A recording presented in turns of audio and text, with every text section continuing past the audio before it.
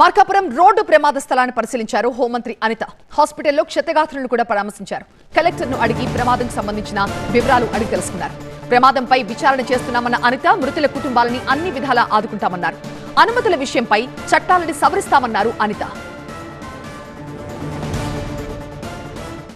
అది ఇన్ఫర్మేషన్ వచ్చిన on way passenger ఎవరో ఫైర్ డిపార్ట్మెంట్కి పోలీస్ డిపార్ట్మెంట్కి ఇన్ఫార్మ్ చేయడం, within 10 minutes fire department, within 5 minutes at the same time police department కూడా వితిన్ 10 minutes వచ్చి ఆ రిమైనింగ్ ఎవరైతే ఉన్నారో క్షతగాతులు వాళ్ళందరినీ కూడా రెస్క్యూ చేసి అంబులెన్సెస్ అన్ని రెడీ పెట్టుకుని అంబులెన్స్లో కూడా నియర్ బై హాస్పిటల్కి కూడా తరలించడం జరిగింది.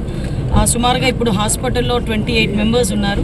బస్సులో ఎంతవరకు ప్రయాణం చేస్తున్న వారి సంఖ్య కూడా 41 అని చెప్పి ఇప్పుడే అధికారికంగా కూడా చెప్పడం జరిగింది. అందులో 13 మంది సజీవ దహనం అవడం నిజంగా చాలా దురదృష్టకరం. వీళ్ళందరూ కూడా బిలాంగ్స్ టు ఏపీకి సంబంధించిన వాళ్ళు, చుట్టుపక్కల సంబంధించిన వాళ్ళే. అంటే ఇటువంటి ఇప్పుడు వచ్చేటప్పుడు కూడా అదే నాతో పాటు డీసీపీ గారు, అదేవిధంగా మన ట్రాన్స్పోర్ట్ మినిస్టర్ రాంప్రసాద్ రెడ్డి గారు, అదేవిధంగా కలెక్టర్ గారు, ఎస్పీ గారు ఫస్ట్ నుంచి కూడా మానిటర్ చేసుకుంటున్నారు.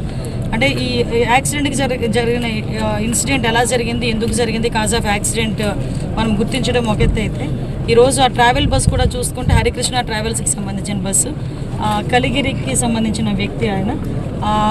అతను తీసుకుంటున్న ఈ బస్సెస్ కూడా అసలు కండిషన్స్లో ఉన్నాయి, అవన్నీ వెరిఫై చేస్తే ఆల్రెడీ అన్ని లైసెన్స్డ్ ఉన్నాయి.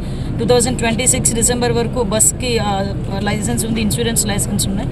సో ఇవన్నీ కూడా లైసెన్స్ అన్ని పక్కా పేపర్స్తోనే వెళ్తుంది.